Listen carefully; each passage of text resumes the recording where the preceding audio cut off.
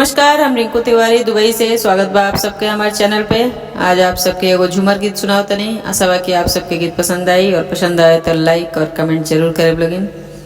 और अगर चैनल के सब्सक्राइब नहीं किए तो कृपया आप सब चैनल के सब्सक्राइब करें कि जब भी हम गाना अपलोड करें तो सबसे पहले नोटिफिकेशन आप सबके मिले। हम तो करब फैसनवा हो डर के केरा से बा। हम तो करब फैसनवा हो डर के केरा से बा। तो छोड़ी साड़िया लहंगवा हो डर के केरा से बा। तो छोड़ी साड़िया लहंगवा हो डर के केरा से बा। एक तो डेरात रहनी सासू जी के बेटा से।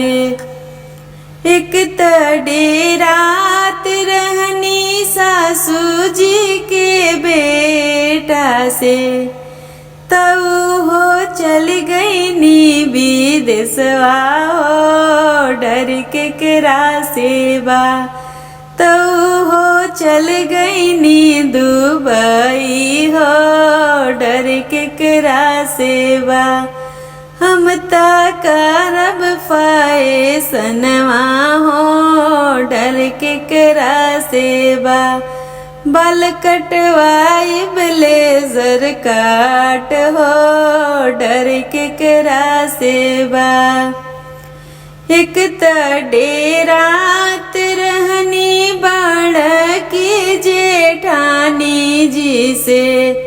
एक तो जे डर रहुए बड़ की जेठानी जी से। तब हो चल गईली नई हरवा हो डर के केरा से बा। तब हो चल गईली नई हरवा हो डर के केरा से बा। हम तो करब फैसनवा हो डर के केरा से बा। तो छोड़ी साड़िया लहंगवा हो डर के केरा से बा। तो छोड़ी साड़िया लहंगवा हो डर के केरा से बा। दूसरे डेरात रहनी छोटा की ननद जी से। दूसरे डेरात रहनी तीनों ननद जी से। तो हो चल गई नी ससुरवा हो डर के केरा से बा।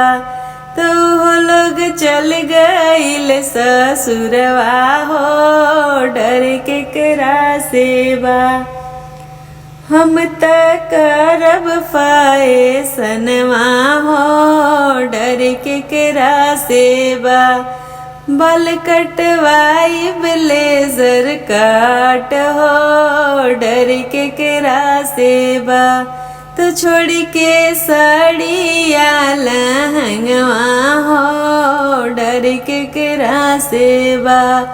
हम तो करब फैसनवा हो डर के केरा से बा।